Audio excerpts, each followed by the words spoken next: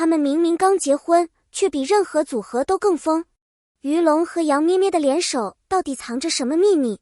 猎人与猎物的界限从来只是角度不同。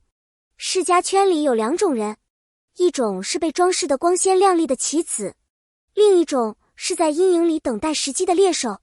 杨咩咩被贴上乖巧、听话、毫无威胁的标签多年，所有人都以为她天生柔弱，是那种被摆布多少次都不会反抗的养女。可他们看不见，她的沉默是叙事，她的微笑是刀锋。她安静得像一面湖水，但湖下藏着溺死过人的暗流。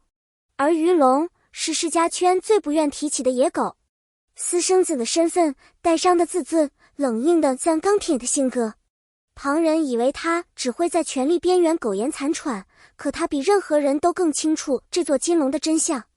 没有人发现，杨咩咩和鱼龙从不是棋子，他们是潜伏在局中的猎手，只是等待翻盘的那一刻。失败，他们会粉身碎骨；胜利，他们也可能被逼到绝境。但他们还是踏入修罗场，因为有些真相一旦点燃，就再也无法熄灭。杨咩咩的伪装，温顺表皮下藏着足以割裂命运的刀锋。杨咩咩懂得表演，多年在豪门生存，让她把礼仪、姿态、分寸练到无可挑剔。她的笑轻柔得像风，行为不争不抢。她把自己折成最不显眼的形状，让所有人以为她天生怯弱。但真正的她，枕头底压着一封沾着干和血迹的信，那是姐姐留给她的最后一句遗言。信里记录着贺家是如何利用、逼迫，最终毁灭一个无辜女孩的所有过程。那双被绝望浸透的眼睛一直烧在杨咩咩的记忆里。从那一刻起，她明白，要替姐姐讨回公道，她必须成为刀。而要进入贺家核心，她选择主动靠近那个所有人避如蛇蝎的私生子鱼龙。别人骂他疯了，可他知道鱼龙是唯一能撬动贺家根基的变数。他是刀，也是他复仇最关键的筹码。就算刀会反噬，他也要握紧。鱼龙的反杀，冷面之下藏着偏执的执念。鱼龙的成长是一部无声的战争史，他在被忽视、被羞辱的环境里长大。贺家给了他姓，却没给他家；给了他钱，却不给他尊严。他学会把所有情绪锁进冷硬外壳里，学会对所有人保持警惕。但世界上只有一个人让他的壳出现过裂缝。那年在废弃仓库里，唯一向他递给面包的小女孩，那女孩就是杨咩咩。多年后重逢，他装作不认识她，他也不拆穿，只静静观察她的靠近与试探。他以为自己在利用她，却不知道他早已识破。他只是选择配合，他把她当刀，但他决定，这把刀只为他动，而他要反杀的，不是他，而是整个贺家。初次联手，地下赌场的无声默契与致命步伐。他们第一次真正同阵线是在贺家控制的地下赌场，灯光混乱，人声嘈杂，空气里都带着危险的味道。杨咩咩身穿杏色礼服，乍看无害，但她的眼神比任何监控设备都锐利。对手的呼吸、节奏、微小的颤动，她都一览无余。鱼龙坐她旁边，表情冷静，像能掌控整个赌局的节奏。两人几乎不需要语言，一个手指轻敲，一个眼神交汇，下一步就以心领神会，一柔一狠，一暗一明，像两只被困太久的兽，第一次默契撕开对手的防线。当赌局被彻底打翻，对手狼狈离场时，外人只以为他们在争钱，却不知道他们真正要的是赌桌下隐藏多年的罪证。那一晚，他们第一次意识到，对方是唯一能靠近深渊而不掉下去的人。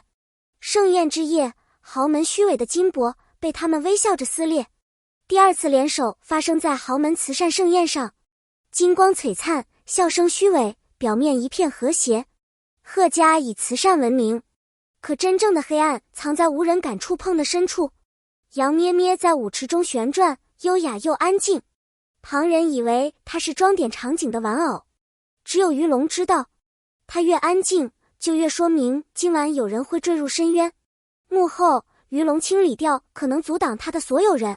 当灯光聚焦舞台，杨咩咩微笑着开口，他的声音轻柔，却像锋利的刀子划开虚伪的幕布。他揭露了，所谓慈善基金不过是器官买卖的遮羞布，所谓医学实验不过是活体试验的借口。全场寂静，空气被拉得像紧绷的弦。台下，鱼龙站在最危险的位置，只要有人靠近，他知道那人会被瞬间制服。那一刻，他们像是一起点燃了豪门的导火线。彼此的救赎，两只困兽靠近光的方式。计划深入，危险随之升级。一次伏击中，杨咩咩被困在火场，浓烟令他意识模糊时，鱼龙冲了进去，把他从火海里抱出来。他从不动情，却在那夜颤声低吼：你要是敢死，我陪你一起死。另一次，鱼龙被从楼梯推下，杨咩咩拼尽全力接住他，被撞得胸口发闷，却紧紧抱住他。他咬牙道：你如果没命，我复仇还有什么意义？他们的羁绊不是甜，而是绝境里的本能，像两只遍体鳞伤的兽，互相扶着，才发现自己还活着。从利益合作到信任，再到无法替代，他们成了彼此唯一的光。终局来临，翻盘整个棋局的是他们共同的风。贺家以为自己掌控全局，却忽略最危险的事实。两只被逼到绝境的兽，一旦联手，谁也压不住。当证据曝光，全国震动，媒体、舆论、网络风暴全数涌来，贺家的金色象征瞬间坍塌。他们以谢为末，把贺家拖入深渊，也在毁灭过程中，把彼此从深渊里拉了出来。